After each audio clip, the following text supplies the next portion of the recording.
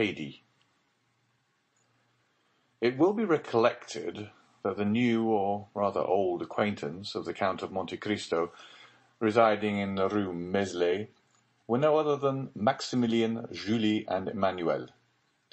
The very anticipation of delight to be enjoyed in his forthcoming visits, the bright, pure gleam of heavenly happiness it diffused over the almost deadly warfare in which he had voluntarily engaged, illumined his whole countenance with a look of ineffable joy and calmness, as immediately after Villefort's departure his thoughts flew back to the cheering prospect before him of tasting at least a brief respite from the fierce and stormy passions of his mind.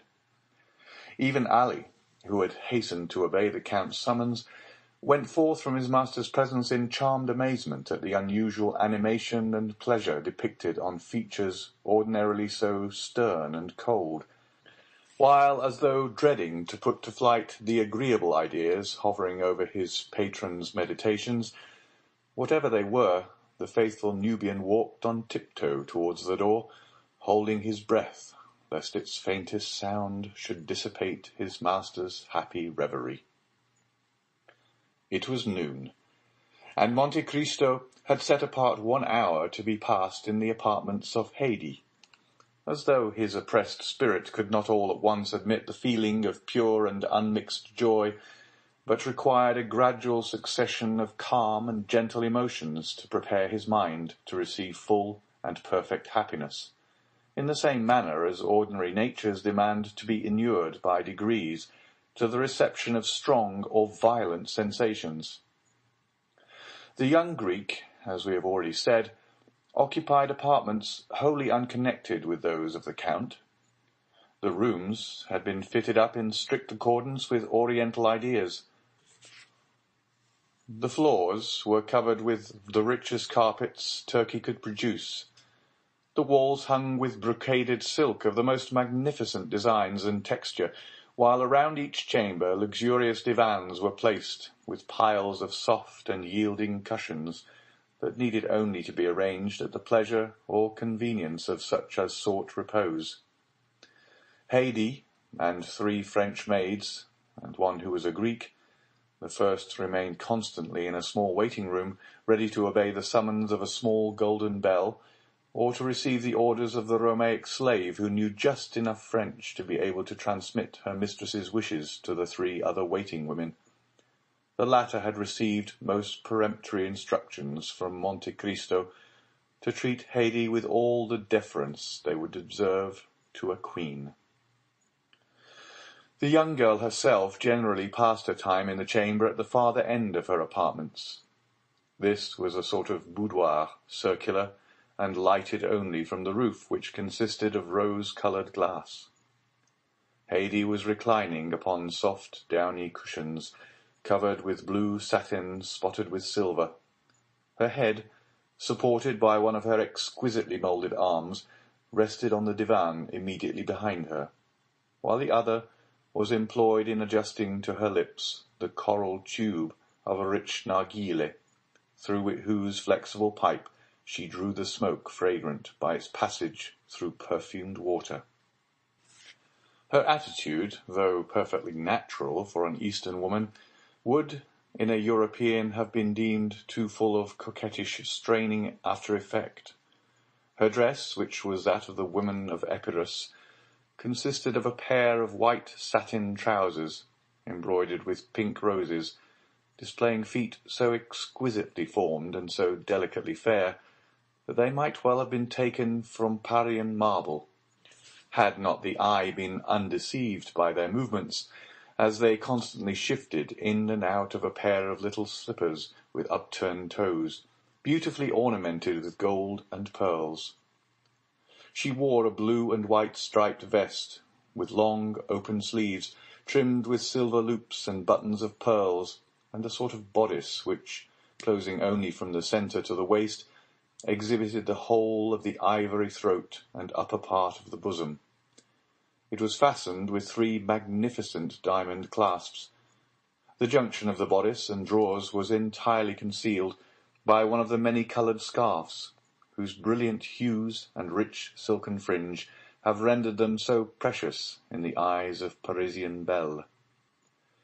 Tilted on one side of her head, she had a small cap of gold-coloured silk, embroidered with pearls, while on the other a purple rose mingled its glowing colours with the luxuriant masses of her hair, of which the blackness was so intense that it was tinged with blue. The extreme beauty of the countenance, that shone forth in loveliness, that mocked the vain attempts of dress to augment it, was peculiarly and purely Grecian. There were the large, dark, melting eyes, the finely formed nose, the coral lips and pearly teeth that belonged to her race and country. And to complete the whole, Haydée was in the very springtide and fullness of youthful charms. She had not yet numbered more than 20 summers. Monte Cristo summoned the Greek attendant, and bade her inquire whether it would be agreeable to her mistress to receive his visit. Haydée's only reply was to direct her servant by a sign to withdraw the tapestried curtain that hung before the door of her boudoir, the framework of the opening thus made serving as a sort of border to the graceful tableau presented by the young girl's picturesque attitude and appearance. As Monte Cristo approached, she leaned upon the elbow of the arm that held the narghile, and extended to him her other hand, said, with a smile of captivating sweetness, in the sonorous language spoken by the women of Athens and Sparta, "Why demand permission ere you enter? Are you no longer my master, or have I ceased to be your slave?" Monte Cristo returned her smile. "Haydée," said he, "you well know." "Why do you address me so coldly, so distantly?" asked the young Greek. "Have I by any means displeased you? Oh, if so, punish me as you will, but do not speak to me in tones and manner so formal and constrained." "Haydée," replied the Count, "you know that you are now in France, and are free." "Free to do what?" asked the young girl. "Free to leave me." "Leave you? Why should I leave you?" "That is not for me to say, but we are now about to mix in society, to visit and be visited." "I don't wish to see anybody but you." "And should you see one whom you could prefer, I would not be so unjust." "I have never seen anyone I prefer to you, and I have never loved anyone but you and my father." "My poor child," replied Monte Cristo, "that is merely because your father and myself are the only men you have ever talked to." "I don't want anybody else to talk to me. My father said I was his joy. You style me your love, and both of you have called me my child." "Do you remember your father, Haydée?" The young Greek smiled. "He is here and here," said she, touching her eyes and her heart. "And where am I?" inquired Monte Cristo laughingly. "You," cried she with tones of thrilling tenderness, "you are everywhere." Monte Cristo took the delicate hand of the young girl in his, and was about to raise it to his lips when the simple child of nature hastily withdrew it, and presented her cheek. "You now understand, Haydée," said the Count, "that from this moment you are absolutely free, that here you exercise unlimited sway, and are at liberty to lay aside or continue the costume of your country, as it may suit your inclination. Within this mansion you are absolute mistress of your actions, and may go abroad or remain in your apartments as may seem most agreeable to you. A carriage awaits your orders, and Ali and Myrtho will accompany you wheresoever you desire to go. There is but one favour I could entreat of you." "Speak." "Guard carefully the secret of your birth. Make no allusion to the past, nor upon any occasion be induced to pronounce the names of your illustrious father or ill-fated mother." I have already told you, my lord, that I shall see no one.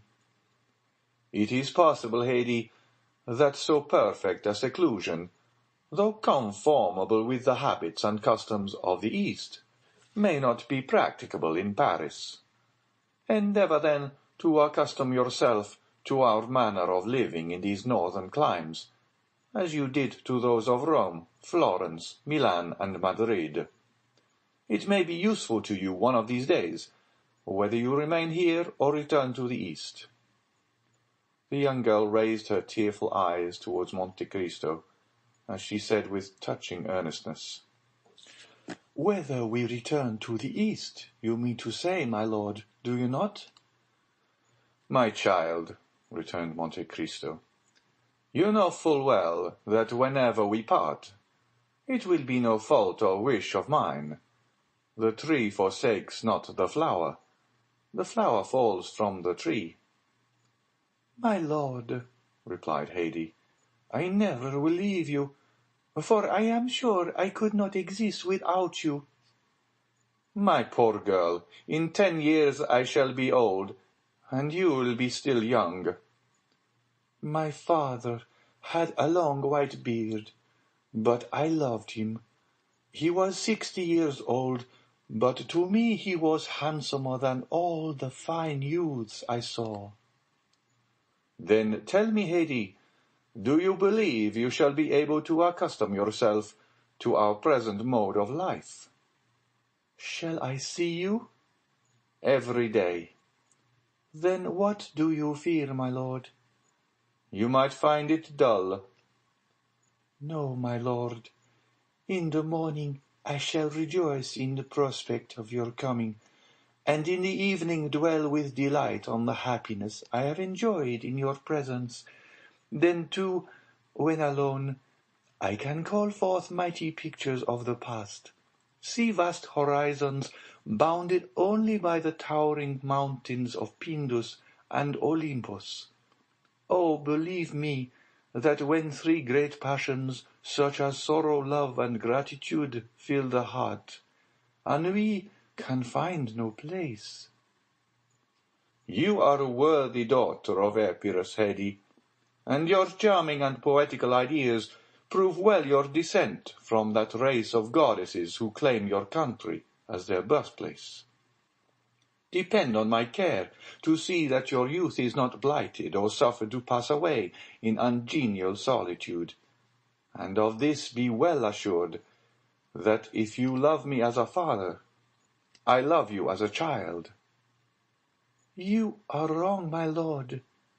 The love I have for you is very different from the love I had for my father. My father died, but I did not die. If you were to die, I should die too." The Count, with a smile of profound tenderness, extended his hand, and she carried it to her lips.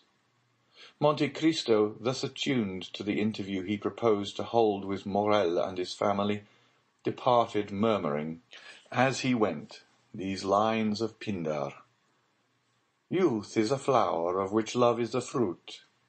Happy is he who, after having watched its silent growth, is permitted to gather and call it his own."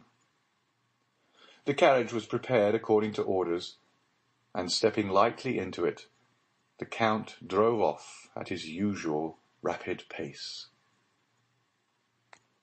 End of chapter 49.